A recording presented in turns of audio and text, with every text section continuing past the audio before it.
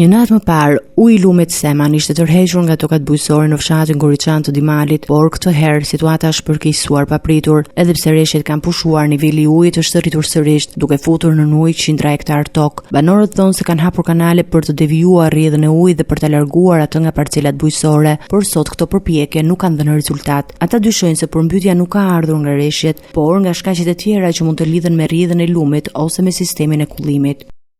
Nga gjysma dhe këte, po të ikim pak më poshtë, do më të jashtë e pa vjellë e gjithë. Kurse të ky salator, 2 lyme gjysmë salator, unë kam vjellë të pak në 25 kujtal më se bej hashë. Unë pres gjdo gjë nga kjo serë, nuk kam burim tjetër, të tokë që pati baba im, ma dha ma.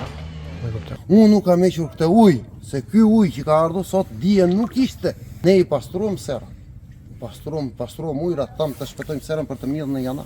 Si komësi që nga i përsi ka ardhë nga diga që kanë hapur ata.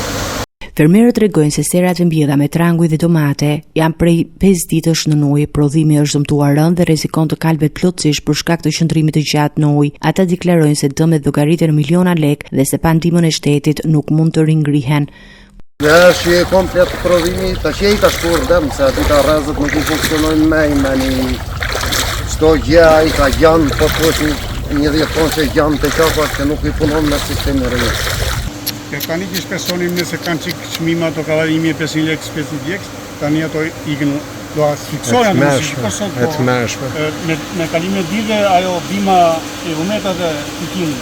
Të ardhin e të rrënjë që kanë përru në gjithu, po të dojë shteti nuk e bëndej, në fund të lidhin andej dhe të benë formunazë, edhe se cili pas e fermer të hekin ujnë vetë ujtë e shiut, po të pak në mërat nga lumi.